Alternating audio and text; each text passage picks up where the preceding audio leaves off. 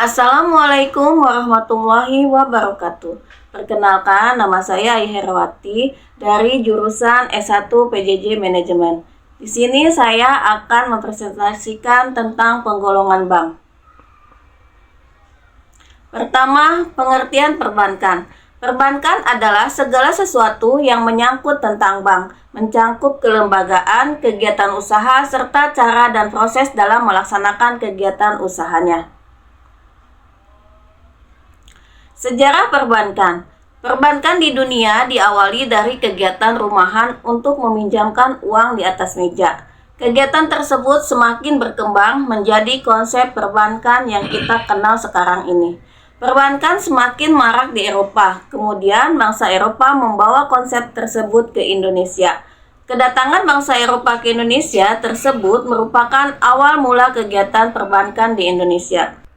Adapun fungsi perbankan yaitu fungsi penghimpunan dana. Menghimpun dana dari masyarakat dalam bentuk simpanan giro, tabungan, deposito, dan surat berharga.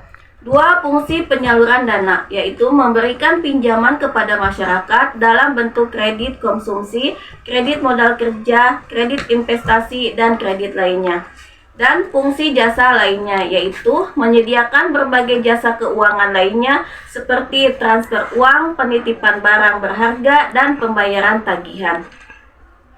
Jenis bank berdasarkan fungsinya yaitu dibagi menjadi 3. 1. Bank perkreditan rakyat, 2. Bank sentral, 3. Bank umum. Bank perkreditan rakyat merupakan bank yang khusus melayani masyarakat kecil di kecamatan dan pedesaan. Fungsi bank perkreditan rakyat adalah untuk menghimpun dan menyalurkan dana dari masyarakat.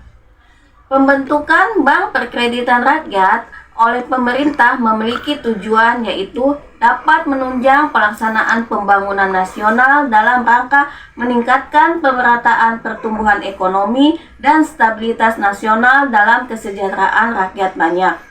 Contoh bank perkreditan rakyat yaitu Bank Kredit Desa, PT Bank Perkreditan Rakyat Arta Aceh Sejahtera, PT Bank Perkreditan Rakyat Armindo Kencana, PT Bank Perkreditan Rakyat Lestari, dan lain-lain. 2. Bank sentral. Bank sentral merupakan bank yang mengatur berbagai kegiatan yang berkaitan dengan dunia perbankan dan dunia keuangan suatu negara. Fungsi utama bank sentral secara umum adalah mengawasi penambahan dan pengurangan jumlah uang yang beredar di masyarakat yang meliputi uang kartal dan uang girang. Adapun tujuannya yaitu mencapai dan memelihara kestabilan nilai rupiah. Kestabilan nilai rupiah ini mengandung dua aspek, yaitu kestabilan nilai mata uang terhadap barang dan jasa, serta kestabilan terhadap mata uang negara lain. Contoh bank sentral yaitu Bank of Japan, Bank Sentral Filipina, Bank of Thailand, dan lain-lain. 3. Yaitu bank umum. Bank umum adalah bank yang melaksanakan kegiatan usaha secara konvensional dan atau berdasarkan prinsip syariah dengan memberikan layanan fungsi perbankan dalam lalu lintas pembayaran. Fungsi bank umum yaitu 1. Agent of trust. Fungsi agent of trust menunjukkan bahwa aktivitas yang dilakukan oleh perbankan berdasarkan asas kepercayaan, sehingga kegiatan pengumpulan dana yang dilakukan didasari rasa percaya dari nasabah. Kedua, agent of development. Fungsi ini berkaitan dengan tanggung jawab bank dalam menunjang kelancaran transaksi ekonomi yang dilakukan oleh setiap pelaku ekonomi. Ketiga, yaitu agent of service. Sebagai bank, di samping memberikan pelayanan jasa keuangan sebagaimana kegiatan intermediasi yang dilakukan, maka bank juga turut memberikan jasa pelayanan seperti jasa transfer, jasa kotak pengamanan, jasa penagihan, atau inkaso. Jenis bank umum dapat dibagi dua jenis, yaitu 1. Bank devisa. Bank devisa adalah bank yang telah disetujui atau ditunjuk oleh Bank Indonesia sebagai bank sentral dalam menjalankan kegiatan usaha, yaitu valuta asing. Kedua, bank non-devisa. Bank non-devisa adalah bank yang belum mempunyai izin menjalankan transaksi sebagai bank devisa. Jenis bank berdasarkan kepemilikannya dibagi menjadi 5, yaitu 1.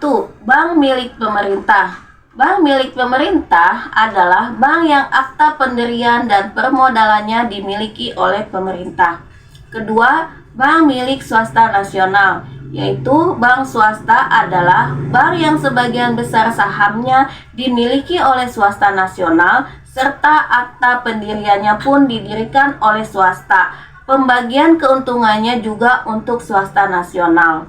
3. Bank milik asing. Bank asing adalah bank yang didirikan dan modalnya disetor oleh badan usaha asing yang beroperasi di dalam negeri. 4. Bank milik campuran. Adapun maksud dari bank campuran adalah jenis bank yang kepemilikan sahamnya bercampur antara pihak asing dan pihak swasta nasional. Kelima, yaitu bank milik koperasi. Bank milik koperasi adalah jenis bank yang kepemilikan sahamnya dimiliki oleh perusahaan yang berbadan hukum koperasi. Perbankan digital. Layanan perbankan digital adalah sebuah kegiatan atau layanan perbankan yang sarananya menggunakan sistem elektronik atau digital melalui milik bank, milik calon nasabah atau nasabah bank tersebut yang semua prosesnya secara mandiri dan terotomasi. Perbankan digital dapat membantu kebutuhan nasabah untuk dapat mengakses layanan perbankan termasuk pembuatan rekening dan registrasi, melakukan pembayaran, mengajukan pinjaman, investasi, hingga pengelolaan keuangan secara mudah, cepat, dimanapun dan kapanpun.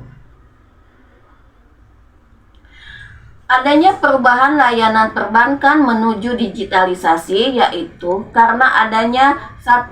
Ekspektasi konsumen yang berubah. Konsumen atau nasabah semakin berekspektasi tinggi terhadap layanan perbankan yang ingin mereka dapatkan. Hal ini berkaitan dengan semakin tingginya perkembangan teknologi informasi dan teknologi.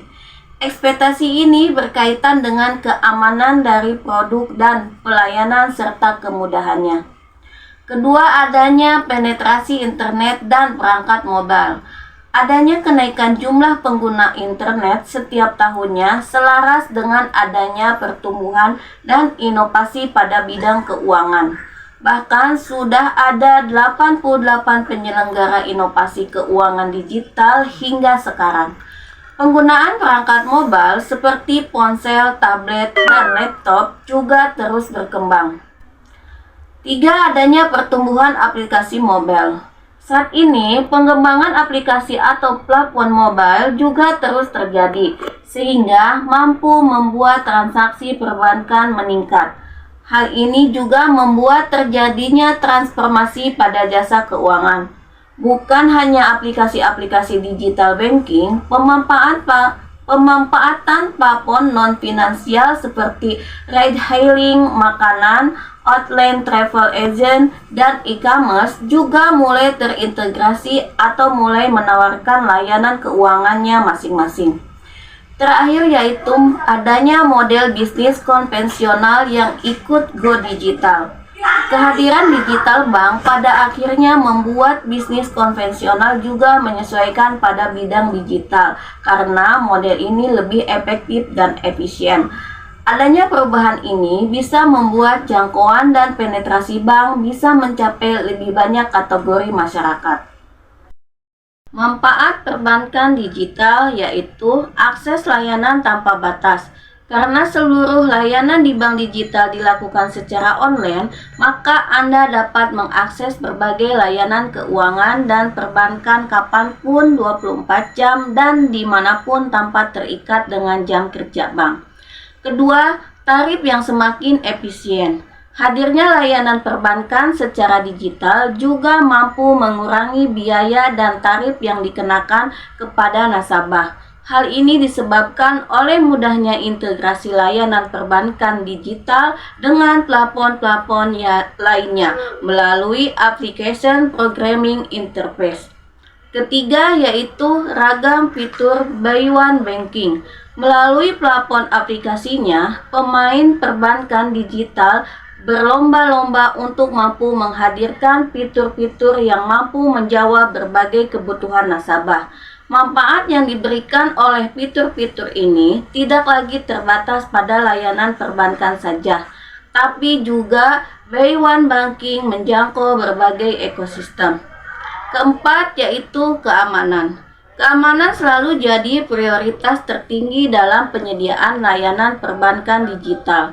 Kini nomor PIN bukan jadi pertahanan keamanan satu-satunya saat bertransaksi.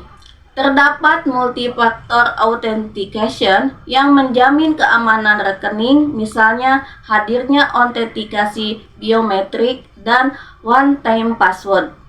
Kelima yaitu kontrol finansial dan personalisasi. Layanan perbankan digital baik melalui mobile banking maupun online banking memungkinkan Anda untuk memiliki kontrol sepenuhnya atas transaksi dan keuangan Anda. Mulai dari tabungan, transfer, penarikan, pembayaran hingga investasi dapat dilakukan secara real time. Demikian presentasi dari saya. Terima kasih. Assalamualaikum warahmatullahi wabarakatuh.